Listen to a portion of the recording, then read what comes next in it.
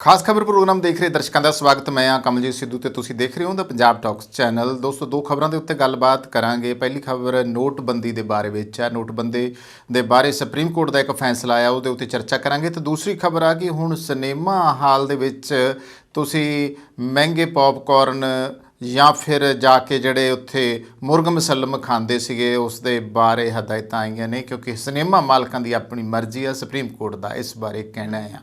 ਤਾਂ ਆਉਂਦੇ ਆ ਪਹਿਲੀ ਖਬਰ ਵਾਲੇ ਪਾਸੇ। ਨੋਟਬੰਦੀ ਦੇ ਬਾਰੇ ਸੁਪਰੀਮ ਕੋਰਟ ਦੇ ਵਿੱਚ ਜੋ ਆ ਉਹ ਫੈਸਲਾ ਹੋਇਆ ਆ। ਉਹਦੇ ਵਿੱਚ ਗੱਲ ਇਹ ਆਈ ਆ ਸਾਹਮਣੇ ਕਿ ਨੋਟਬੰਦੀ ਨੂੰ ਜਾਇਜ਼ ਠਹਿਰਾਇਆ ਗਿਆ, ਕਿਉਂਕਿ ਕੇਂਦਰ ਦੀ ਮੋਦੀ ਸਰਕਾਰ ਨੇ ਜਦੋਂ ਨੋਟਬੰਦੀ ਕੀਤੀ ਸੀਗੀ ਤਾਂ ਉਸ ਦਾ ਰੇੜਕਾ ਲਗਾਤਾਰ ਪੂਰੇ ਦੇਸ਼ ਦੇ ਵਿੱਚ ਪਿਆ ਰਿਹਾ। ਹੁਣ ਤੱਕ ਇਸ ਮਾਮਲੇ ਦੇ ਉੱਤੇ ਸੁਪਰੀਮ ਕੋਰਟ ਦੇ ਵਿੱਚ ਵੀ ਜੋ ਆ ਕੇਸ ਚੱਲਦਾ ਰਿਹਾ। ਤਾਂ ਸੁਪਰੀਮ ਕੋਰਟ ਨੇ ਹੁਣ ਜਿਹੜਾ ਫੈਸਲਾ ਕੀਤਾ ਉਹਦੇ ਮੁਤਾਬਕ ਉਹਨਾਂ ਨੇ ਸਰਕਾਰ ਨੂੰ ਬਚਾ ਲਿਆ। ਉਹਨਾਂ ਨੇ ਕਹਿ ਦਿੱਤਾ ਸੁਪਰੀਮ ਕੋਰਟ ਨੇ ਕਿ ਇਹ ਨੋਟਬੰਦੀ ਦਾ ਫੈਸਲਾ ਜਾਇਜ਼ ਸੀ। ਪਰ ਇੱਕ ਸਵਾਲ ਇੱਥੇ ਖੜਾ ਹੁੰਦਾ ਆ ਕਿ ਜਾਇਜ਼ ਕਿੰਨਾ ਕੁ ਸੀਗਾ। ਆਮ ਲੋਕਾਂ ਨੂੰ ਪੁੱਛ ਕੇ ਵੇਖੋ ਵੀ ਕਿੰਨਾ ਕੁ ਜਾਇਜ਼ ਸੀਗਾ। ਜੇ ਹੁਣ ਸੁਪਰੀਮ ਕੋਰਟ ਵਰਗੀ ਸਰਵਉੱਚ ਅਦਾਲਤ ਦਾ ਫੈਸਲਾ ਇੱਕ ਪਾਸੇ ਆਏ ਤੇ ਦੂਜੇ ਪਾਸੇ ਜਦੋਂ ਆਮ ਲੋਕਾਂ ਨੂੰ ਪੁੱਛੀਏ ਤਾਂ ਉਹਨਾਂ ਦੇ ਕੋਲੇ ਮਣਾ ਮੋਹੀ ਗੱਲਾਂ ਆ। ਉਹਨਾਂ ਦੇ ਕੋਲੇ ਇੱਥੋਂ ਤੱਕ ਕਿ ਗਾਲਾਂ ਵੀ ਆ। ਸਿੱਧੀ ਗੱਲ ਆ, ਆਮ ਤੌਰ ਦੇ ਉੱਤੇ ਲੋਕ ਇਸ ਬਾਰੇ ਚੰਗੇ ਵਿਚਾਰ ਨਹੀਂ ਰੱਖ ਰਹੇ ਕਿ ਨੋਟਬੰਦੀ ਨੇ ਦੇਸ਼ ਦਾ ਜੋ ਭੱਠਾ ਬਿਠਾਇਆ ਆ। ਬੇਸ਼ੱਕ ਹੁਣ ਸੁਪਰੀਮ ਕੋਰਟ ਨੇ ਫੈਸਲਾ ਜੋ ਮਰਜ਼ੀ ਦੇ ਦਿੱਤਾ ਹੋਵੇ। ਪ੍ਰਧਾਨ ਮੰਤਰੀ ਨਰਿੰਦਰ ਮੋਦੀ ਨੇ 8 ਨਵੰਬਰ 2016 ਨੂੰ 1000 ਰੁਪਏ ਅਤੇ 500 ਰੁਪਏ ਦੇ ਕਰੰਸੀ ਨੋਟ ਬੰਦ ਕਰਨ ਦੇ ਫੈਸਲੇ ਨੇ ਦੇਸ਼ ਭਰ ਦੇ ਵਿੱਚ ਕਾਰੋਬਾਰਾਂ ਅਤੇ ਰੋਜ਼ੀ ਰੋਟੀ ਨੂੰ ਨੁਕਸਾਨ ਪਹੁੰਚਾਇਆ ਸੀਗਾ। ਸ਼ੱਕ ਕੁਛ ਨਹੀਂ ਇਸ ਗੱਲ ਦੇ ਵਿੱਚ ਕਿ ਵਾਕਿਆ ਹੀ ਬਹੁਤ ਵੱਡੇ ਪੱਧਰ ਦੇ ਉੱਤੇ ਆਰਥਿਕਤਾ ਨੂੰ ਜਿੰਨਾ ਨੋਟਬੰਦੀ ਕਰਕੇ ਵੀ ਖੋਰਾ ਲੱਗਿਆ। ਤੇ ਉਸ ਤੋਂ ਬਾਅਦ ਕਰੋਨਾ ਦੇ 2 ਸਾਲ ਲੈ ਲਓ, ਪਹਿਲੇ ਉਹ 2 ਸਾਲ ਲੈ ਲਓ, ਫਿਰ ਕਰੋਨਾ ਦੇ 2 ਸਾਲ ਲੈ ਲਓ। ਇਹ 4 ਸਾਲ ਅਜਿਹੇ ਆ ਜਿਹਨੇ ਦੇਸ਼ ਦੀ ਆਰਥਿਕ ਹਾਲਤ ਆਮ ਲੋਕਾਂ ਦੀ ਜਿਹੜੀ ਆ ਉਹ ਡਾਵਾਡੋਲ ਕਰਤੀ। ਅਮੀਰਾਂ ਦਾ ਕੀ, ਅਮੀਰ ਤਾਂ ਪਹਿਲਾਂ ਵੀ ਤਕੜੇ ਸੀ, ਉਹ ਹੁਣ ਵੀ ਤਕੜੇ ਆ। ਆਮ ਲੋਕ ਇਸ ਨੇ ਝੰਬੇ ਆ। ਆਮ ਲੋਕਾਂ ਨੂੰ ਇਸ ਨੋਟਬੰਦੀ ਨੇ, ਇਸ ਕਰੋਨਾ ਨੇ ਸੱਟ ਮਾਰੀ ਹੈ। ਹਾਲਾਂਕਿ ਇੱਥੇ ਗੱਲ ਕਰ ਲਈਏ ਕਿ ਜਨਤਾ ਦਾ ਗੁੱਸਾ ਭਾਰਤੀ ਜਨਤਾ ਪਾਰਟੀ ਲਈ ਚੋਣਾਂ ਵਿੱਚ ਝਟਕਿਆਂ ਦੇ ਰੂਪ ਵਿੱਚ ਪ੍ਰਗਟ ਨਹੀਂ ਹੋਇਆ। ਇਉਂ ਲੱਗਦਾ ਹੈ ਕਿ ਲੋਕਾਂ ਨੇ ਨੋਟਬੰਦੀ ਕਰਨ ਦੀ ਪ੍ਰਤੀਕਿਰਿਆ ਜਿਹੜੀ ਸੀਗੀ, ਇਹ ਜਿਹੜਾ ਕਾਰਜ ਸੀਗਾ, ਇਹਦੇ ਉੱਤੇ ਕਿੰਤੂ ਤਾਂ ਕੀਤਾ ਸੀਗਾ, ਪਰ ਪ੍ਰਧਾਨ ਮੰਤਰੀ ਦੇ ਫੈਸਲੇ ਦੇ ਮੰਤਵਾਂ ਬਾਰੇ ਨਹੀਂ। ਹੁਣ ਸੁਪਰੀਮ ਕੋਰਟ ਦੇ ਸੰਵਿਧਾਨਕ ਬੈਂਚ ਨੇ ਕੇਂਦਰ ਸਰਕਾਰ ਦੇ ਨੋਟਬੰਦੀ ਕਰਨ ਦੇ ਫੈਸਲੇ ਨੂੰ ਕਾਨੂੰਨੀ ਤੌਰ ਤੇ ਜਾਇਜ਼ ਠਹਿਰਾ ਦਿੱਤਾ ਹੈ। ਇਹੀ ਫੈਸਲਾ ਆਇਆ ਆ। ਜਸਟਿਸ ਅਬਦੁਲ ਨਜ਼ੀਰ ਦੀ ਅਗਵਾਈ ਵਾਲੇ ਬੈਂਚ ਨੇ ਇਹ ਫੈਸਲਾ 4-1 ਦੇ ਬਹੁਮਤ ਨਾਲ ਦਿੱਤਾ ਆ। ਜਸਟਿਸ BV ਨਾਗਰਤਨਾ ਨੇ ਬਹੁਮਤ ਦੇ ਫੈਸਲੇ ਨਾਲ ਸਹਿਮਤੀ ਪ੍ਰਗਟਾਉਂਦਿਆਂ ਕਿਹਾ ਕਿ ਇਹ ਫੈਸਲਾ ਇਸ ਕਰਕੇ ਕਾਨੂੰਨ ਵਿਰੋਧੀ ਸੀ ਕਿਉਂਕਿ ਰਿਜ਼ਰਵ ਬੈਂਕ ਆਫ ਇੰਡੀਆ ਨੇ ਇਸ ਮੁੱਦੇ ਬਾਰੇ ਆਪਣੀ ਰਾਏ ਜੋ ਸੀ ਆਜ਼ਾਦਾਨਾ ਤਰੀਕੇ ਨਾਲ ਨਹੀਂ ਸੀ ਦਿੱਤੀ। ਜਸਟਿਸ ਨਾਗਰਤਨ ਦਾ ਮੰਨਣਾ ਆ ਕਿ ਇਹ ਫੈਸਲਾ ਦੇਸ਼ ਦੀ ਸੰਸਦ ਦੁਆਰਾ ਕੀਤਾ ਜਾਣਾ ਚਾਹੀਦਾ ਸੀ ਕਿ ਨਾ ਕਿ ਸਰਕਾਰੀ ਹੁਕਮਾਂ ਦੇ ਜ਼ਰੀਏ। ਇਹੋ ਜਿਹਾ ਅਹਿਮ ਫੈਸਲਾ ਸੰਸਦ ਵਿੱਚ ਵਿਚਾਰ ਵਟਾਂਦਰੇ ਤੋਂ ਬਿਨਾਂ ਨਹੀਂ ਕੀਤਾ ਜਾਣਾ ਚਾਹੀਦਾ। ਸਾਬਕਾ ਕੇਂਦਰੀ ਵਿੱਤ ਮੰਤਰੀ P. ਚਿਦੰਬਰਮ ਨੇ ਜਸਟਿਸ ਨਾਗਰਤਨਾ ਦੇ ਅਸਹਿਮਤੀ ਵਾਲੇ ਫੈਸਲੇ ਨੂੰ ਮਹੱਤਵਪੂਰਨ ਦੱਸਿਆ ਆ। ਹੁਣ ਇਹ ਵਾਕਈ ਮਹੱਤਵਪੂਰਨ ਹੈ। ਇੱਕ ਪਾਸੇ ਇੱਕ ਜੱਜ ਆ, ਇੱਕ ਪਾਸੇ 4 ਜੱਜ ਹੈਗੇ ਆ, ਇੱਕ ਪਾਸੇ ਜੋ ਆ ਉਹ ਇੱਕ ਜਣਾ ਇਹ ਗੱਲ ਕਹਿ ਰਿਹਾ ਕਿ ਇਹ ਫੈਸਲਾ ਜਿਹੜਾ ਸੀਗਾ ਉਹ ਗਲਤ ਸੀਗਾ, ਇਹ ਜਾਇਜ਼ ਨਹੀਂ ਸੀਗਾ, ਕਿਉਂਕਿ ਕੱਲੀ ਸਰਕਾਰ ਨਾ ਫੈਸਲਾ ਲਵੇ। ਕੱਲੀ ਸਰਕਾਰ ਦਾ ਇਹ ਫੈਸਲਾ ਜਿਹੜਾ ਸੀਗਾ ਉਹੀ ਗਲਤ ਸੀਗਾ।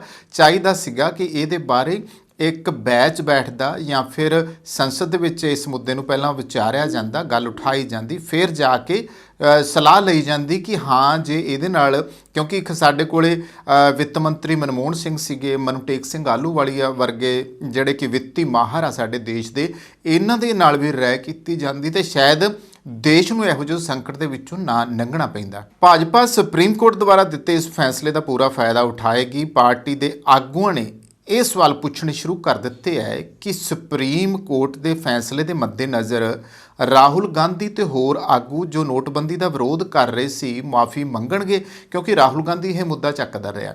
ਦੇਸ਼ ਦੀ ਸੁਪਰੀਮ ਕੋਰਟ ਦੇ ਵਿੱਚ ਮਾਮਲਾ ਚੱਲਦਾ ਰਿਹਾ ਔਰ ਵਾਰ-ਵਾਰ ਇਹ ਗੱਲ ਜਿਹੜੀ ਸੀਗੀ ਰਾਹੁਲ ਗਾਂਧੀ ਵੱਲੋਂ ਸੰਸਦ ਵਿੱਚ ਵੀ ਉਠਾਈ ਗਈ ਆ। ਵੈਸੇ ਵੀ ਵਿਰੋਧੀ ਧਿਰਾਂ ਜਿਹੜੀਆਂ ਸੀ ਭਾਜਪਾ ਨੂੰ ਨਿਸ਼ਾਨੇ ਤੇ ਲਿਆ ਰਹੀਆਂ ਸੀਗੀਆਂ, ਨਰਿੰਦਰ ਮੋਦੀ PM ਨੂੰ ਨਿਸ਼ਾਨੇ ਤੇ ਲਿਆ ਰਹੀਆਂ ਸੀ ਕਿ ਉਹਨਾਂ ਦਾ ਇਹ ਫੈਸਲਾ ਦੇਸ਼ ਹਿੱਤ ਵਿੱਚ ਨਹੀਂ ਹੈ। ਉਹਨਾਂ ਦਾ ਇਹ ਫੈਸਲਾ ਜੋ ਸੀ ਉਹ ਕਾਰਪੋਰੇਟ ਘਰਾਣਿਆਂ ਦੇ ਹੱਕ ਦੇ ਵਿੱਚ ਭੁਗਤਿਆ ਆ।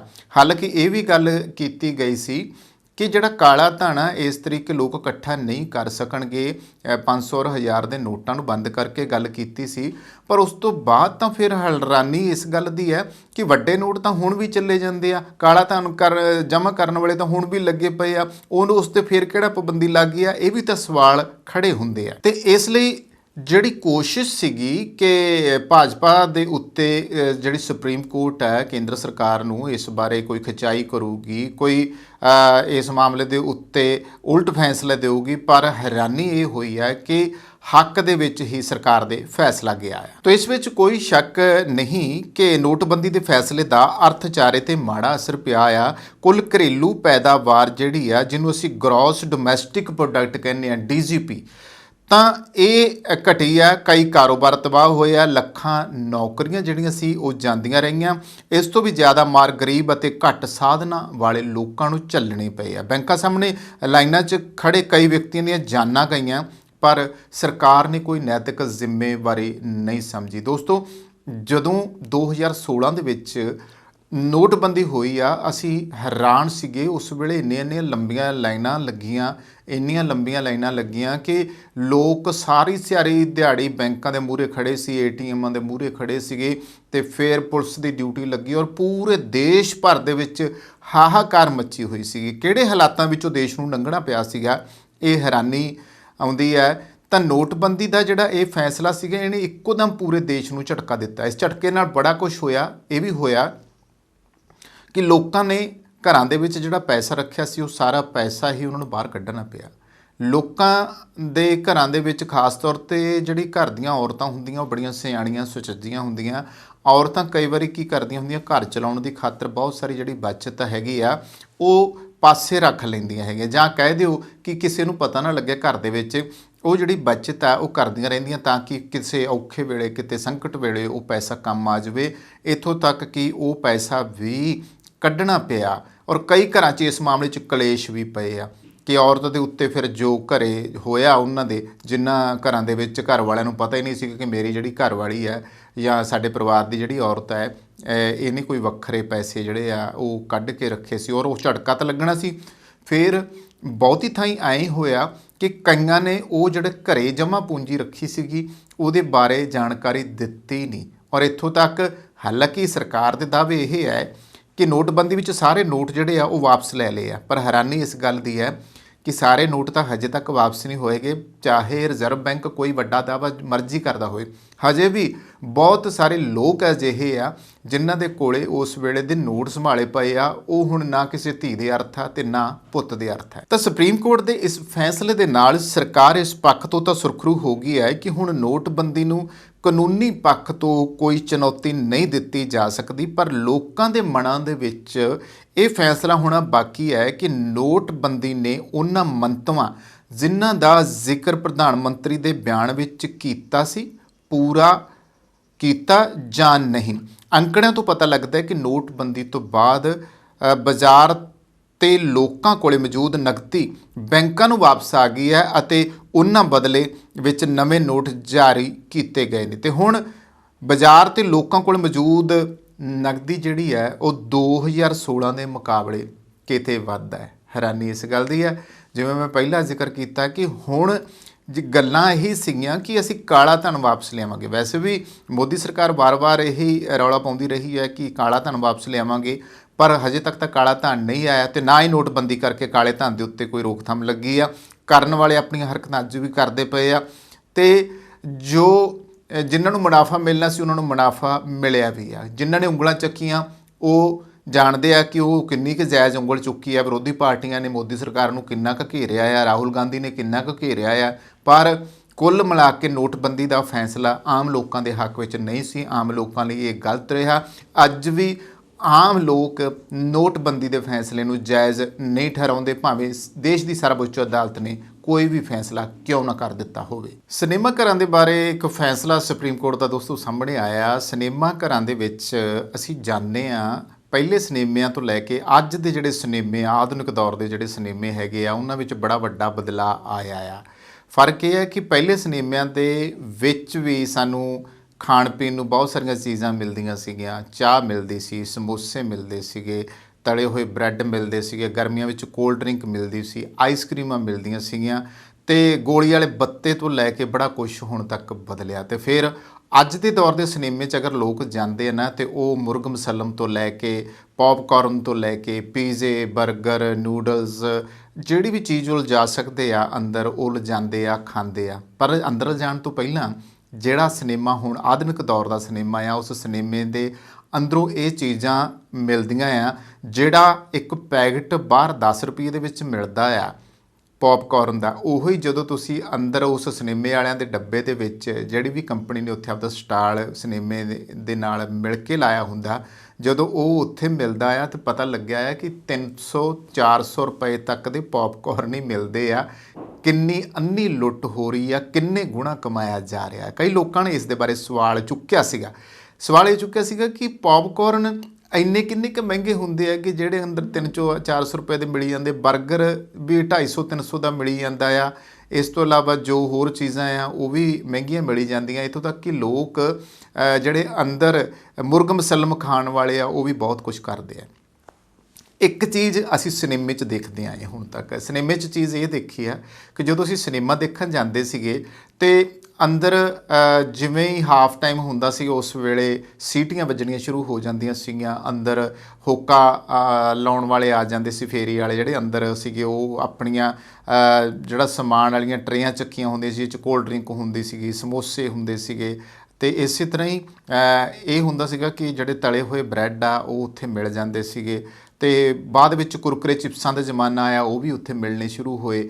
ਫਿਰ ਜਿਵੇਂ ਮੈਂ ਗੱਲ ਕੀਤੀ ਕਿ ਕੋਲਡ ਡਰਿੰਕਸ ਜਿਹੜੇ ਸੀਗੇ ਉਹਦੇ ਹੋਕੇ ਆਉਣੇ ਸ਼ੁਰੂ ਹੋ ਜਾਂਦੇ ਸੀ, ਅਸੀਂ ਪੀਂਦੇ ਸੀ, ਅਸੀਂ ਖਾਂਦੇ ਸੀ। ਲੋਕਾਂ ਦੀ ਇੱਕ ਗੰਦੀ ਆਦਤ ਪਤਾ ਕੀ ਆ, ਜਿੱਥੇ ਪੀਂਦੇ ਆ, ਜਿੱਥੇ ਖਾਂਦੇ ਆ, ਉਹ ਚੀਜ਼ਾਂ ਉੱਥੇ ਸਿੱਟ ਦਿੰਦੇ ਸੀ। ਜਦੋਂ ਬੋਤਲਾਂ ਵਾਲੀਆਂ ਬੋਤਲਾਂ ਤਾਂ ਇਕੱਠੀਆਂ ਕਰ ਲੈਂਦੇ ਸੀ, ਸਿਨੇਮੇ ਵਾਲੇ ਆਪਣੇ ਤੌਰ 'ਤੇ ਕਰਵਾ ਲੈਂਦੇ ਸੀਗੇ, ਪਰ ਬਹੁਤੇ ਲੋਕ ਜਦੋਂ ਇਹੋ ਜਿਹੀਆਂ ਚੀਜ਼ਾਂ ਖਾਂਦੇ ਸੀਗੇ ਅਤੇ ਜਿਹੜੀਆਂ ਉਹ ਸੀਟਾਂ ਹੈ ਨਾ, ਉਹਨਾਂ ਦੇ ਨਾਲ ਹੱਥ ਪਹੁੰਚ ਜਾਂਦੇ ਸੀਗੇ। ਜਿਹੜੇ ਕਿਸੇ ਕੋਲੇ ਅੰਦਰ ਚਟਨੀ ਡੁੱਲ ਗਈ, ਕਿਸੇ ਕੋਲ ਕੋਲਡ ਡਰਿੰਕ ਖੁੱਲ੍ਹ ਗਿਆ, ਕਿਸੇ ਨਿਆਣੇ ਨੂੰ ਅੰਦਰ ਲੈ ਗਏ ਤਾਂ ਨਿਆਣੇ ਕੋਲੋਂ ਬਾਹਰ ਉੱਠ ਕੇ ਸਿਨੇਮੇ ਦੇ ਲਾਲਚ ਵਿੱਚ ਕਿ ਫਿਲਮ ਨਾ ਲੰਘ ਜੇ, ਬਾਹਰ ਆਏ ਨਹੀਂ, ਪਿਸ਼ਾਬ ਅੰਦਰ ਹੀ ਕਰਾਤਾ, ਅਤੇ ਉਹ ਸਾਰਿਆਂ ਦੇ ਪੈਰਾਂ ਦੇ ਵਿੱਚ ਹੋ ਕੇ ਜਾਂਦਾ ਸੀ। ਆਹ ਸਿਨੇਮੇ 'ਚ ਗੰਦ ਪਾਉਂਦੇ ਸੀਗੇ।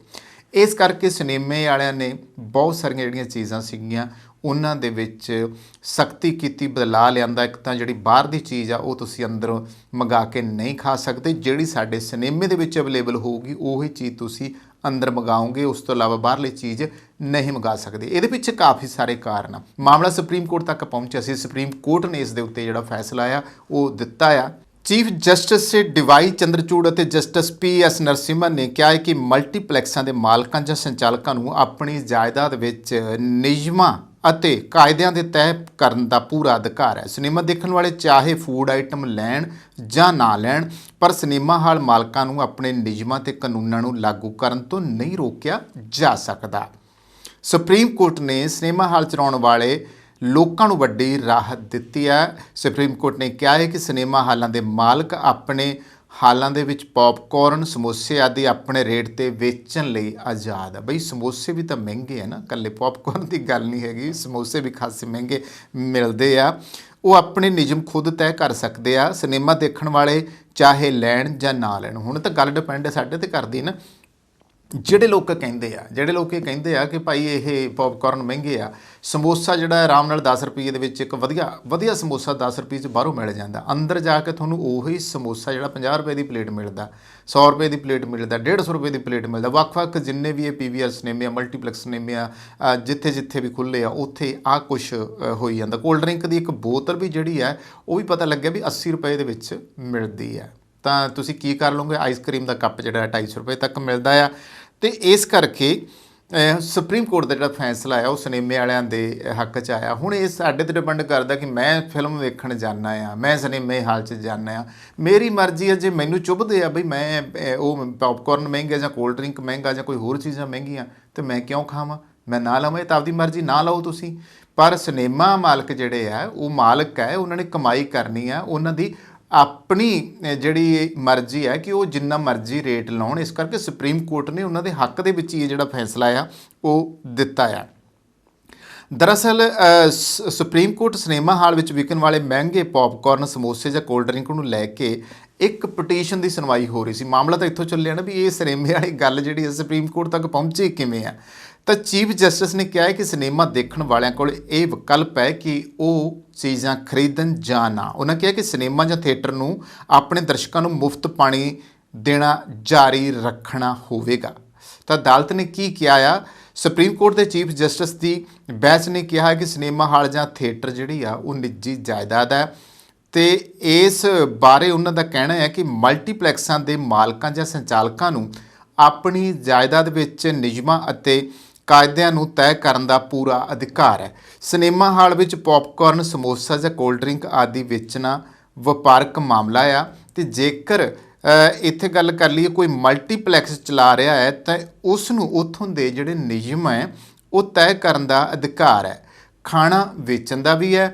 ਹੁਣ ਉੱਥੇ ਜਾਣ ਵਾਲਾ ਬੰਦਾ ਇਸ ਨੂੰ ਖਰੀਦਦਾ ਆ ਜਾਂ ਨਹੀਂ, ਇਹ ਸਿਨੇਮਾ ਘਰ ਜਾਣ ਵਾਲੇ ਵਿਅਕਤੀ ਨੇ ਤੈਅ ਕਰਨਾ ਹੈ ਕਿ ਉਹ ਲੈਣਾ ਚਾਹੁੰਦਾ ਆ ਜਾਂ ਨਹੀਂ ਆਉਂਦਾ। ਦਰਅਸਲ ਸਿਨੇਮਾ ਦੇਖਣ ਵਾਲਿਆਂ ਦੀ ਤਰਫੋਂ ਪਟੀਸ਼ਨ ਇਹ ਦਾਇਰ ਕੀਤੀ ਗਈ ਸੀ ਤੇ ਪਟੀਸ਼ਨ 'ਚ ਕਿਹਾ ਗਿਆ ਸੀ ਕਿ ਜ਼ਿਆਦਾਤਰ ਸਿਨੇਮਾ ਘਰਾਂ ਦੇ ਵਿੱਚ, ਸਿਨੇਮਾ ਹਾਲਸ ਦੇ ਵਿੱਚ ਜਿਹੜੇ ਪੌਪਕਾਰਨ ਆ ਉਹ 330 ਰੁਪਏ ਤੋਂ ਲੈ ਕੇ 490 ਰੁਪਏ ਤੱਕ ਮਿਲਦੇ। ਇਸ ਪਟੀਸ਼ਨ ਦੇ ਵਿੱਚ ਕਿਹਾ ਗਿਆ ਸੀ ਕਿ ਜ਼ਿਆਦਾਤਰ ਸਿਨੇਮਾ ਹਾਲ ਦੇ ਵਿੱਚ ਜਿਹੜੇ ਪੌਪਕਾਰਨ ਆ 330 ਰੁਪਏ ਤੋਂ ਲੈ ਕੇ 490 ਰੁਪਏ ਦੇ ਵਿੱਚ ਮਿਲਦੇ ਆ, ਜਦੋਂ ਕਿ ਕੋਲਡ ਡਰਿੰਕ ਕਾਫੀ ਮਹਿੰਗੇ ਆ।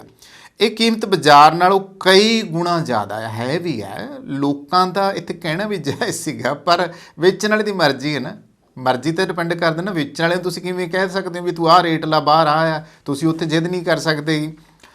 ਤਾਂ ਇਹ ਕੀਮਤ ਬਾਜ਼ਾਰ ਨਾਲੋਂ ਕਈ ਗੁਣਾ ਜ਼ਿਆਦਾ ਹੋਣ ਕਰਕੇ ਦੂਜੇ ਪਾਸੇ ਪੀਵੀਆਰ ਆਪਰੇਟਰਾਂ ਨੇ ਦਲੀਲ ਦਿੱਤੀ ਕਿ ਮਲਟੀਪਲੈਕਸ ਚਲਾਉਣ ਦਾ ਖਰਚਾ ਮਹਿੰਗੀਆਂ ਖਾਣ ਪੀਣ ਵਾਲੀਆਂ ਵਸਤੂਆਂ ਨਾਲ ਹੀ ਪੂਰਾ ਹੁੰਦਾ ਆ। ਸਰਕਾਰੀ ਨਿਯਮ ਸਿਨੇਮਾ ਘਰਾਂ ਵਿੱਚ ਬਾਹਰੀ ਖਾਣਾ ਲੈ ਕੇ ਜਾਣ ਦੀ ਮਨਾਹੀ ਨਹੀਂ ਕਰਦੇਗੀ। ਸੁਪਰੀਮ ਕੋਰਟ ਨੇ ਮੰਨਿਆ ਕਿ ਸਰਕਾਰ ਵੱਲੋਂ ਬਣਾਏ ਨਿਯਮਾਂ ਅਤੇ ਸ਼ਰਤਾਂ ਮੁਤਾਬਕ ਥੀਏਟਰ ਵਿੱਚ ਲੋਕ ਬਾਹਰੋਂ ਖਾਣਾ ਲੈ ਸਕਦੇ ਆ, ਇਸ ਤੇ ਰੋਕ ਨਹੀਂ ਲਗਾਈ ਗਈ। ਪਰ ਸੁਪਰੀਮ ਕੋਰਟ ਨੇ ਕਿਹਾ ਕਿ ਥੀਏਟਰ ਹਾਲ ਦੇ ਮਾਲਕ ਕੋਲ ਕਾਰੋਬਾਰ ਜਾਰੀ ਰੱਖਣ ਦੇ ਅਧਿਕਾਰ ਨੇ। ਚੀਫ ਜਸਟਿਸ ਡੀਵਾਈ ਚੰਦਰਚੂੜ ਅਤੇ ਜਸਟਿਸ ਪੀਐਸ ਨਰਸਿਮਾ ਦੀ ਬੈਂਚ ਨੇ ਸੁਣਵਾਈ ਦੌਰਾਨ ਕਈ ਦਿਲਚਸਪ ਟਿੱਪਣੀਆਂ ਕੀਤੀਆਂ ਆ। ਮੁਰਗ ਮੁਸੱਲਮ ਦੀ ਗੱਲ ਕਰ ਦਿੰਦੇ, ਮੂੰਹ 'ਚ ਪਾਣੀ ਆ ਜੂ ਤੁਹਾਡੇ ਵੀ। ਕਹਿੰਦੇ ਆ ਕਿ ਜੇਕਰ ਕੋਈ ਜਲੇਬੀ ਨੂੰ ਸਿਨੇਮਾ ਹਾਲ 'ਚ ਲੈ ਕੇ ਜਾਣਾ ਚਾਹੁੰਦਾ ਹੈ ਤੇ ਸਿਨੇਮਾ ਹਾਲ ਪ੍ਰਬੰਧਨ ਉਸ ਨੂੰ ਇਹ ਕਹਿ ਕੇ ਮਨਾ ਕਰ ਸਕਦਾ ਹੈ ਕਿ ਜੇਕਰ ਦਰਸ਼ਕ ਜਲੇਬੀ ਖਾਣ ਤੋਂ ਬਾਅਦ ਆਪਣੀ ਸੀਟ ਤੇ ਆਪਣੀਆਂ ਉਂਗਲਾਂ ਪੂੰਝਦਾ ਆ ਤਾਂ ਖਰਾਬ ਹੋਈ ਸੀਟ ਦੀ ਸਫਾਈ ਦਾ ਖਰਚਾ ਕੌਣ ਦੇਵੇਗਾ। ਤੇ ਸਿਨੇਮਾ ਹਾਲ ਦੇ ਪ੍ਰਬੰਧਕਾਂ ਨੂੰ ਇਹ ਵੀ ਸ਼ਿਕਾਇਤ ਹੈ ਕਿ ਲੋਕ ਮੁਰਗ ਮੁਸੱਲਮ ਲੈ ਕੇ ਆਉਂਦੇ ਆ ਤੇ ਬਾਅਦ ਵਿੱਚ ਉਹਨਾਂ ਦੀਆਂ ਹੱਡੀਆਂ ਉੱਥੇ ਹੀ ਛੱਡ ਦਿੱਤੀਆਂ ਜਾਂਦੀਆਂ, ਡੱਬੇ ਪੈਰਾਂ 'ਚ ਹੀ ਪਏ ਹੁੰਦੇ ਆ। ਸਾਡੀ ਆਦਤ ਹੈ। ਕੁਝ ਲੋਕਾਂ ਨੂੰ ਇਸ ਨਾਲ ਪਰੇਸ਼ਾਨੀ ਹੁੰਦੀ ਹੈ। ਪੌਪਕਾਰਨ ਦੀ ਕੀਮਤ 340 ਤੋਂ 490 ਰੁਪਏ ਦੇ ਕਰੀਬ ਹੈ। ਬੁੱਕ ਮਾਈ ਸ਼ੋ ਐਪ ਦੇ ਮੁਤਾਬਕ ਗੁਰੂਗ੍ਰਾਮ ਦੇ ਐਬੀਐਂਸ ਮਾਲ ਅਤੇ ਸਿਟੀ ਸੈਂਟਰ ਮਾਲ ਵਿੱਚ ਪੀਵੀਆਰ ਤੇ ਪੌਪਕਾਰਨ ਦੀ ਕੀਮਤ ਸਵਾਦ ਦੇ ਹਿਸਾਬ ਨਾਲ ਲਗਭਗ 340 ਤੋਂ 490 ਰੁਪਏ ਹੈ, ਜਦੋਂ ਕਿ ਪੈਪਸੀ ਦੀ ਕੀਮਤ ਜਿਹੜੀ ਹੈ ਹੁਣ ਸੁਣ ਕੇ ਹੈਰਾਨ ਰਹਿ ਜਾਏਗੀ, 330 ਤੋਂ 390 ਰੁਪਏ ਹੈ। ਬਾਹਰੋਂ ਆਰਾਮ ਨਾਲ 25-30 ਰੁਪਏ 35 ਰੁਪਏ ਦੇ ਵਿੱਚ ਜਿਹੜੀ ਪੈਪਸੀ ਸਾਨੂੰ ਮਿਲ ਜਾਂਦੀ ਆ। ਅਤੇ ਫਿਨਿਕਸ ਮਾਰਕੀ ਸਿਟੀ ਮਾਲ ਬੈਂਗਲੁਰੂ ਵਿੱਚ ਪੀਵੀਆਰ ਵਿੱਚ ਪੌਪਕਾਰਨ ਦੀ ਜਿਹੜੀ ਕੀਮਤ ਹੈ ਲਗਭਗ 180 ਤੋਂ 330 ਰੁਪਏ ਹੈ। ਸੁਣੀ ਚੱਲਿਓ। ਹੁਣ ਜਿਹੜਾ ਕਾਰਜਸ਼ੀਲ ਲਾਗਤ ਨੂੰ ਪੂਰਾ ਕਰਨ ਲਈ ਮਹਿੰਗਾ ਭੋਜਨ, ਪੀਵੀਆਰ ਦੇ ਚੇਅਰਮੈਨ ਅਤੇ ਐਮਡੀ ਅਜੇ ਬਿਜਲੀ ਦੇ ਅਨੁਸਾਰ ਹਾਲ ਵਿੱਚ ਖਾਣ ਪੀਣ ਦਾ ਕਾਰੋਬਾਰ ਹੁਣ 1500 ਕਰੋੜ ਰੁਪਏ ਦਾ ਆ। ਭਾਰਤ ਹੁਣ ਸਿੰਗਲ ਸਕਰੀਨ ਤੋਂ ਮਲਟੀਪਲੈਕਸ ਵੱਲ ਵੱਧ ਰਿਹਾ ਹੈ। ਇਹ ਬਦਲਾਅ ਦਾ ਸਮਾਂ ਆ। ਇਹਨਾਂ ਮਲਟੀਪਲੈਕਸ ਨੂੰ ਚਲਾਉਣ ਲਈ ਕਾਫੀ ਖਰਚਾ ਆਉਂਦਾ ਹੈ। ਸੰਚਾਲਨ ਲਾਗਤ ਨੂੰ ਪੂਰਾ ਕਰਨ ਲਈ ਸਨੈਕਸ ਮਲਟੀਪਲੈਕਸ ਤੇ ਉੱਚੀਆਂ ਕੀਮਤਾਂ ਤੇ ਵੇਚੇ ਜਾਂਦੇ ਨੇ। ਤਾਂ ਸੁਪਰੀਮ ਕੋਰਟ ਨੇ ਜੰਮੂ ਹਾਈ ਕੋਰਟ ਦੇ ਉਸ ਹੁਕਮ ਨੂੰ ਰੱਦ ਕਰ ਦਿੱਤਾ ਹੈ ਜਿਸ ਵਿੱਚ ਲੋਕਾਂ ਨੂੰ ਮਲਟੀਪਲੈਕਸਾਂ ਅਤੇ ਸਿਨੇਮਾ ਘਰਾਂ ਵਿੱਚ ਆਪਣਾ ਖਾਣ ਪੀਣ ਦਾ ਸਮਾਨ ਲਿਜਾਣ ਦੀ ਇਜਾਜ਼ਤ ਦਿੱਤੀ ਗਈ ਸੀ। ਅਦਾਲਤ ਥੀਏਟਰ ਮਾਲਕਾਂ ਅਤੇ ਮਲਟੀਪਲੈਕਸ ਐਸੋਸੀਏਸ਼ਨ ਆਫ ਇੰਡੀਆ ਦੁਆਰਾ ਹਾਈ ਕੋਰਟ ਦੇ 2018 ਦੇ ਫੈਸਲੇ ਨੂੰ ਚੁਣੌਤੀ ਦੇਣ ਵਾਲੀਆਂ ਪਟੀਸ਼ਨਾਂ ਦੇ ਬੈਚਾਂ ਦੀ ਸੁਣਵਾਈ ਕਰ ਰਹੀ ਸੀ। ਸੋ ਇਹ ਹੈ ਕਿ ਹੁਣ ਹੋਊਗਾ ਇਹ ਕਿ ਮਲਟੀਪਲੈਕਸ ਇਹ ਜਿਹੜੇ ਵੱਡੇ ਸਿਨੇਮੇ ਘਰ ਆ, ਇਹ ਜਿਹੜੇ ਆਧੁਨਿਕ ਸਿਨੇਮੇ ਘਰ ਆ, ਇਹਨਾਂ ਦੇ ਮਾਲਕਾਂ ਨੇ ਬਈ ਆਪਦੇ ਖਰਚੇ ਤਾਂ ਕੱਢਣੇ ਆ, ਔਰ ਉਹ ਖਰਚੇ ਕੱਢਣੇ ਕਿੱਥੋਂ ਆ? ਤੁਹਾਡੀਆਂ ਜੇਬਾਂ 'ਚ ਵੀ ਜਾਣੇ ਆ। ਹੁਣ ਇਹ ਤੁਹਾਡੇ ਤੇ ਡਿਪੈਂਡ ਕਰਦਾ। ਦੇਖੋ, ਬਾਹਰਲੀ ਚੀਜ਼ ਤੁਸੀਂ ਲਿਜਾ ਨਹੀਂ ਸਕਦੇ। ਅਸੀਂ ਭਾਰਤੀ ਲੋਕਾਂ ਦੀ ਨਾ ਇੱਕ ਬਹੁਤ ਮਾੜੀ ਫਿਤਰਤ ਹੈ, ਸੂਬਾ ਚਾਹੇ ਕੋਈ ਵੀ ਹੋਵੇ, ਹਰੇਕ ਸੂਬੇ ਦੇ ਲੋਕ ਜਦੋਂ ਸਿਨੇਮਾ ਘਰਾਂ ਦੇ ਵਿੱਚ ਵੜਦੇ ਸੀਗੇ, ਮੈਂ ਜਿਹੜੀ ਪਹਿਲੀ ਗੱਲ ਕੀਤੀ ਆ ਕਿ ਇਹ ਖਰੀ ਸੀ ਗੱਲ ਕਿ ਅਸੀਂ ਕੋਲਡ ਡਰਿੰਕ ਦੀਆਂ ਬੋਤਲਾਂ ਥੱਲੇ ਰੇੜੀ ਜਾਂਦੇ ਸੀ, ਖੜਕਾਟ ਆਉਂਦਾ ਸੀ, ਰੇੜੀ ਜਾਂਦੀ ਬੋਤਲ। ਕਈ ਬੇਵਕੂਫ ਇਹੋ ਜਿਹੇ ਬੈਠੇ ਸੀਗੇ ਅੰਦਰ ਜਿਹੜੇ ਸਿਨੇਮਾ ਵੇਖਣ ਗਏ, ਉਹ ਬੋਤਲ ਨਾਲ ਹੀ ਖੇਡੀ ਜਾਂਦੇ, ਅੰਦਰ ਖੜਕਾਈ ਅੰਦਰ ਡਿਸਟਰਬ ਕਰੀ ਜਾਂਦੇ ਆ। ਠੀਕ ਹੈ, ਕਈ ਥਾਵਾਂ ਦੇ ਉੱਤੇ ਹੁੱਲੜਬਾਜ਼ ਇਹੋ ਜਿਹੇ ਹੁੰਦੇ ਸੀਗੇ। ਕਈ ਸਿਨੇਮਾ ਘਰਾਂ 'ਚ ਅਸੀਂ ਦੇਖਿਆ ਕਿ ਜਿਹੜੀਆਂ ਬੋਤਲਾਂ ਹੀ ਚੱਕ ਕੇ ਅੱਗੇ ਖੜੇ ਹੁੰਦੇ, ਕਿਉਂਕਿ ਜਿਹੜੇ ਸਿਨੇਮਾ ਹਾਲ ਭਰ ਜਾਂਦੇ ਸੀ ਪਹਿਲੇ ਜ਼ਮਾਨੇ 'ਚ ਹੁੰਦਾ ਸੀ, ਬਹੁਤ ਸਿਨੇਮਾ ਘਰ ਜਿਹੜੇ ਸੀ ਫਿਲਮਾਂ ਲੱਗਦੀਆਂ ਸੀ ਭਰੇ ਹੁੰਦੇ ਸੀਗੇ, ਅਤੇ ਫਿਰ ਉਹਨਾਂ ਨੂੰ ਹੁੱਲੜਬਾਜ਼ਾਂ ਨੂੰ ਇਹੋ ਜਿਹੇ ਮੌਕੇ ਮਿਲ ਜਾਂਦੇ ਸੀਗੇ ਵੀ ਜੇ ਕਿਸੇ ਨੂੰ ਉਹਨਾਂ ਨੇ ਰੋਕਣਾ ਟੋਕਣਾ ਤੇ ਬੋਤਲਾਂ ਹੀ ਸਿਰ 'ਚ ਚਲਾ ਕੇ ਮਾਰ ਦਿੰਦੇ ਸੀ। ਇਸ ਤੋਂ ਇਲਾਵਾ ਵੱਡੀ ਆਦਤ ਸਾਡੀ ਗੰਦੀ ਇਹ ਹੈ ਕਿ ਅਸੀਂ ਸਿਨੇਮਾ ਘਰਾਂ 'ਚ ਜਾਂਦੇ ਸੀ, ਅਸੀਂ ਸੀਟਾਂ ਹੀ ਪਾੜ ਆਉਂਦੇ ਹਾਂ, ਕੋਈ ਨਾ ਕੋਈ ਹਰਕਤ ਕਰੇ ਆਉਂਦੇ ਹਾਂ, ਗੰਦਗੀ ਪਾਉਣਾ ਐਂ ਲੱਗਦਾ ਕਿ ਸਾਡੀਆਂ ਆਦਤਾਂ ਵਿੱਚ ਸ਼ੁਮਾਰ ਹੈ, ਅਸੀਂ ਨਹੀਂ ਛੱਡਦੇਗੇ। ਔਰ ਜਿਹੜੀ ਕਿ ਗੱਲ ਇਹ ਆ ਵੀ ਖਾ ਕੇ ਅਸੀਂ ਚਟਨੀ ਪੂੰਝਣੀ ਆ, ਖਾ ਕੇ ਮੁਰਗ ਮੁਸੱਲਮ ਉੱਥੇ ਹੱਥ ਸੀਟਾਂ ਨਾਲ ਪੂੰਝ ਦੇਣੇ ਆ। ਅਤੇ ਕਦੇ ਲਾਈਟਾਂ ਜਗਾ ਕੇ ਅੰਦਰ ਹਾਲਾਤ ਦੇਖੋ ਤਾਂ ਉਹਨਾਂ ਦੀਆਂ ਸੋਹਣੀਆਂ ਗੱਦਿਆਂ ਵਾਲੀਆਂ ਸੀਟਾਂ ਜਿਹੜੀਆਂ ਅੱਜ ਕੱਲ੍ਹ ਹੈਗੀਆਂ ਉਹਨਾਂ ਦਾ ਕੀ ਹਾਲ ਕੀਤਾ। ਔਰ ਪਹਿਲੇ ਸਿਨੇਮਿਆਂ 'ਚ ਤਾਂ ਅਸੀਂ ਦੇਖਦੇ ਸੀ ਕਿ ਲੋਕਾਂ ਨੂੰ ਹੋਰ ਕੁਛ ਨਹੀਂ ਲੱਭਦਾ ਹੁੰਦਾ ਸੀ ਅਤੇ ਪੁੱਠੇ ਪੰਗੇ ਲੈਂਦੇ। ਜਿਹੜੇ ਪੱਖੇ ਲੱਗੇ ਹੁੰਦੇ ਸੀ ਸਾਈਡਾਂ 'ਤੇ ਸਿਨੇਮਾ ਘਰਾਂ ਦੇ ਵਿੱਚ, ਉਹ ਪੱਖਿਆਂ ਦੇ ਪਾਰ ਹੀ ਟੇਢੇ ਕਰੇ ਹੁੰਦੇ ਸੀਗੇ, ਬਲਬ ਤੋੜ ਆਉਂਦੇ ਸੀਗੇ, ਅਤੇ ਜਿਹੜੀ ਸਿਨੇਮੇ ਦੀ ਸਕਰੀਨ ਆ ਉਹਦਾ ਹੀ ਕੋਈ ਨਾ ਕੋਈ ਨੁਕਸਾਨ ਕਰੇ ਹੁੰਦੇ ਸੀਗੇ।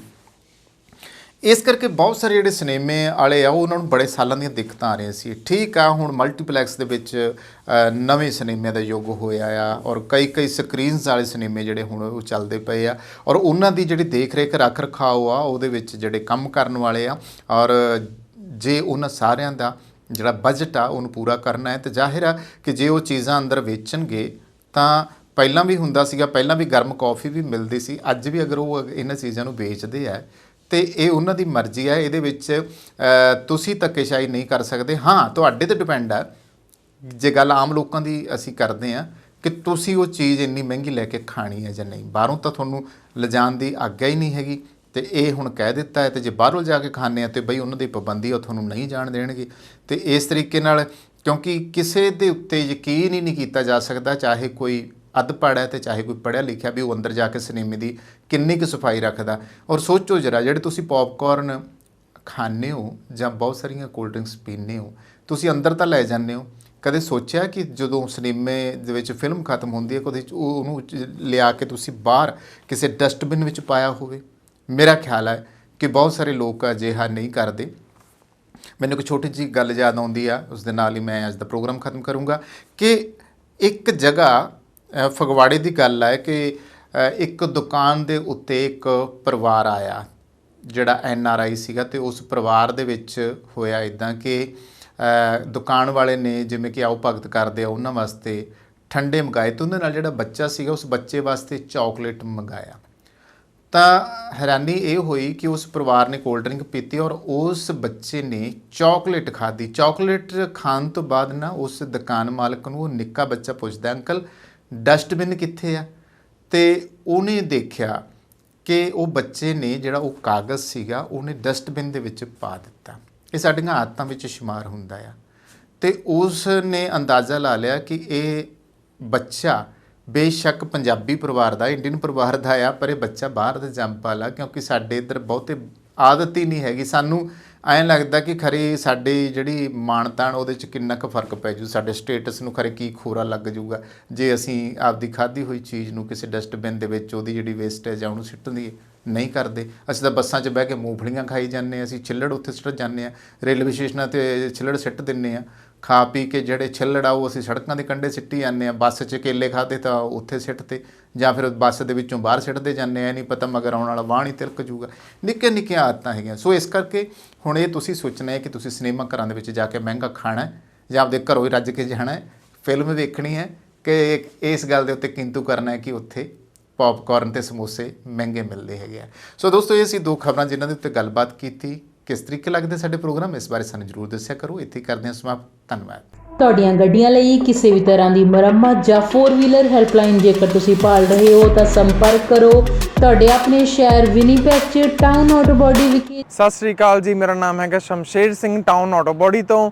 ਰੱਬ ਨਾ ਕਰੇ ਤੁਹਾਡੀ ਗੱਡੀ ਨੂੰ ਕੁਝ ਹੋ ਜਾਂਦਾ ਵਾ ਤੇ ਤੁਸੀਂ ਸਿੱਧਾ ਟਾਊਨ ਆਟੋ ਬੋਡੀ ਤੇ ਆਓ। ਅਸੀਂ ਇੱਥੇ ਇਹ ਸਾਡੀ ਜਿਹੜੀ ਸ਼ਾਪ ਹੈਗੀ ਡਾਇਰੈਕਟ ਰਿਪੇਅਰ ਸ਼ਾਪ ਹੈਗੀ ਆ। ਅਸੀਂ ਆਪਣੇ ਆਪ ਹੀ ਐਮਪੀਏ ਨੂੰ ਕਾਲ ਕਰਕੇ ਤੁਹਾਡੀ ਗੱਡੀ ਦਾ ਕਲੇਮ ਖੋਲ੍ਹ ਦਿੰਦੇ ਹਾਂ ਤੇ ਤੁਹਾਡੀ ਗੱਡੀ ਦਾ ਐਸਟੀਮੇਟ ਬਣਾ ਕੇ ਐਮਪੀਏ ਨੂੰ ਭੇਜ ਦਿੰਦੇ ਹਾਂ। ਕੋਈ ਵੀ ਤੁਹਾਡੀ ਗੱਡੀ ਤੇ ਸਕ੍ਰੈਚ, ਡੈਂਟ ਜਾਂ ਕੋਈ ਤੁਹਾਡੀ ਗੱਡੀ ਦੇ ਕੋਈ ਸ਼ੀਸ਼ੇ ਤੋੜ ਗਿਆ ਵਾ, ਤੁਸੀਂ ਸਾਨੂੰ ਕਾਲ ਕਰੋ, ਅਸੀਂ ਆਪਣੇ ਆਪ ਹੀ ਗਲਾਸ ਕਲੇਮ ਖੋਲ੍ਹ ਲੈਂਦੇ। ਇਹ ਸ਼ਾਪ ਜਿਹੜੀ ਆ ਇਹ ਐਮਪੀਏ ਦੀ ਕ੍ਰੈਡਿਟ ਸ਼ਾਪ ਹੈਗੀ ਆ ਵਾ। ਅਸੀਂ ਸਿੱਧੀ ਡਾਇਰੈਕਟ ਬਿਲਿੰਗ ਕਰਦੇ ਹਾਂ ਐਮਪੀਏ ਨੂੰ। ਇੱਥੇ ਅਸੀਂ ਆਪ ਹੀ ਗਲਾਸ ਕਲੇਮ ਵੀ ਖੋਲ੍ਹਦੇ ਨੇ। ਤੁਹਾਨੂੰ ਗਲਾਸ ਕਲੇਮ ਖੋਲ੍ਹਣ ਦੀ ਫੋਨ ਦੀ ਲੋੜ ਨਹੀਂ ਹੈਗੀ, ਅਸੀਂ ਆਪਣੇ ਆਪ ਇੱਥੇ ਗਲਾਸ ਕਲੇਮ ਖੋਲ੍ਹਦੇ। ਜਦੋਂ ਤੱਕ ਤੁਹਾਡੀ ਗੱਡੀ ਇੱਥੇ ਸ਼ਾਪ 'ਤੇ ਰਹੂਗੀ ਉਦੋਂ ਤੱਕ ਅਸੀਂ ਕਾਰ ਰੈਂਟਲ ਵੀ ਦੇਵਾਂਗੇ। ਵੈਨਾਂ, ਟਰੱਕ, SUV ਕੋਈ ਵੀ ਤੁਹਾਨੂੰ ਕਾਰ ਰੈਂਟਲ ਵੀ ਚਾਹੀਦੀ ਹੋਈ ਅਸੀਂ ਕਾਰ ਰੈਂਟਲ ਵੀ ਤੁਹਾਨੂੰ ਦੇਵਾਂਗੇ। ਆਪਣੀ ਸ਼ਾਪ ਲੋਕੇਸ਼ਨ ਹੈਗੀ ਆ 64 ਸਾਲਟਰ ਸਟਰੀਟ ਵਿਨੀਪੈਗ ਦੇ ਵਿੱਚ। ਜਿਵੇਂ ਤੁਹਾਨੂੰ ਪਤਾ ਹੀ ਹੈ ਸਨੋ ਆ ਰਹੀ ਹੈ ਵਿਨੀਪੈਗ ਦੇ ਵਿੱਚ, ਉਵੇਂ ਤੁਹਾਡੇ ਲਈ ਅਸੀਂ ਵਿੰਟਰ ਟਾਇਰ ਪ੍ਰੋਗਰਾਮ ਲੈ ਕੇ ਆਏ। ਐਮਪੀਏ ਦਾ ਵਿੰਟਰ ਟਾਇਰ ਪ੍ਰੋਗਰਾਮ ਆ, ਉਹਦੇ ਵਿੱਚ $2000 ਤੱਕ ਤੁਹਾਨੂੰ ਐਮਪੀ ਹੀ ਲੋਨ ਦਿੰਦੀ ਆ। ਵਿੰਟਰ ਟਾਇਰ ਪ੍ਰੋਗਰਾਮ ਵਿੱਚ ਅਲੋਏ ਵੀਲਸ, ਟਾਇਰ ਅਲਾਈਨਮੈਂਟ ਤੁਸੀਂ ਕਰਵਾ ਸਕਦੇ ਹੋ। ਕੋਈ ਵੀ ਤੁਹਾਨੂੰ ਜਾਣਕਾਰੀ ਦੀ ਲੋੜ ਆ ਤੁਸੀਂ ਸਾਨੂੰ ਜਦੋਂ ਮਰਜ਼ੀ ਫੋਨ ਕਰ ਲਓ 2044211300 ਤੇ, ਜਾਂ ਤੁਸੀਂ ਸਾਡੀ ਵੈਬਸਾਈਟ ਤੇ ਜਾ ਲਓ www.townautobody.ca। ਉਹਦੇ ਵਿੱਚ ਤੁਸੀਂ 24/7 ਲਾਈਵ ਚੈਟ ਤੁਸੀਂ ਏਜੰਟ ਦੇ ਨਾਲ ਕਰ ਸਕਦੇ ਹੋ। Thank you. ਹਾਂਜੀ, ਸਤਿ ਸ੍ਰੀ ਅਕਾਲ ਜੀ। ਮੇਰੀ ਗੱਡੀ ਦਾ ਇੱਥੇ ਇੱਕ ਡੈਂਟ ਜਿਹਾ ਪੈ ਗਿਆ ਸੀਗਾ। ਉਸ ਤੋਂ ਬਾਅਦ ਮੈਂ ਇਹਨਾਂ ਕੋਲ ਟਾਊਨ ਆਟੋ ਬੋਡੀ ਵਾਲਿਆਂ ਕੋਲ ਆਇਆ ਤੇ MPI ਤੋਂ ਕਲੇਮ ਲੈਣ ਤੋਂ ਬਾਅਦ ਇਹਨਾਂ ਕੋਲ ਗੱਡੀ ਆਪਾਂ ਨੇ ਰੱਖ ਦਿੱਤੀ ਤੇ ਥੋੜ੍ਹੀ ਦਿਨਾਂ ਦੇ ਵਿੱਚ ਇਹਨਾਂ ਨੇ ਗੱਡੀ ਮੇਰੀ ਪੂਰੀ ਚੰਗੀ ਤਰ੍ਹਾਂ ਮੁਕੰਮਲ ਕਰਕੇ ਸਹੀ ਕਰਕੇ ਦੇ ਦਿੱਤੀ ਹੈ। ਤੇ ਨਾਲ ਦੀ ਨਾਲ ਇਹਨਾਂ ਨੇ ਗੱਡੀ ਦੀ ਮੇਰੀ ਦੀ ਡਿਟੇਲਿੰਗ ਵੀ ਕਰਤੀ, ਧੋਤੀ ਤੇ ਗੱਡੀ ਪੂਰੀ ਲਿਸ਼ਕਾਤੀ ਤੇ ਬਹੁਤ ਵਧੀਆ ਜਿਹੜੀ ਆ ਕਸਟਮਰ ਸਰਵਿਸ ਵੀ ਦਿੰਦੇ ਨੇ। ਤੇ ਜੇਕਰ ਤੁਹਾਨੂੰ ਉਸ ਟਾਈਮ ਤੇ ਜੇਕਰ ਤੁਹਾਡੀ ਗੱਡੀ ਖਰਾਬ ਹੋਈ ਹੈ ਤੇ ਕੋਈ ਰੈਂਟਲ ਗੱਡੀ ਤੁਸੀਂ ਚਲਾਉਣ ਨੂੰ ਲੈਣੀ ਹੈ ਤੇ ਉਹ ਵੀ ਜਿਹੜੀ ਹੈ ਤੁਹਾਨੂੰ ਪ੍ਰੋਵਾਈਡ ਕਰ ਦਿੰਦੇ ਨੇ। ਮੈਂ ਤੁਹਾਨੂੰ ਹਾਈਲੀ ਰਿਕਮੈਂਡ ਕਰਾਂਗਾ ਵਿਨੀਪੈਗ ਏਰੀਆ ਦੇ ਵਿੱਚ ਜਾਂ ਤੁਸੀਂ ਕਿਸੇ ਹੋਰ ਲਾਗ ਪਾਸ ਦੇ ਏਰੀਆ ਦੇ ਵਿੱਚ ਤੁਹਾਡੀ ਗੱਡੀ ਆ ਖਰਾਬ ਹੁੰਦੀ ਹੈ, ਤੁਸੀਂ ਇਹਨਾਂ ਕੋਲ ਪਹੁੰਚੋ ਤੇ ਬਹੁਤ ਹੀ ਵਧੀਆ ਸਰਵਿਸ ਤੇ ਜਲਦੀ ਜਿਹੜੀ ਤੁਹਾਨੂੰ ਆ ਤੁਹਾਡੀ ਗੱਡੀ ਚਲਦੀ ਕਰਕੇ ਦੇ ਦਿੰਦੇ ਨੇ। ਥੈਂਕ ਯੂ ਜੀ। ਸਰਵਿਸ ਦਾ ਲਾਭ ਉਠਾਉਣ ਲਈ ਹੁਣੇ ਕੰਟੈਕਟ ਕਰੋ town auto body 64 Salter street Winnipeg MB Canada Manitoba. ਸਾਡਾ ਕੰਟੈਕਟ ਨੰਬਰ ਹੈ +1204 421 1300।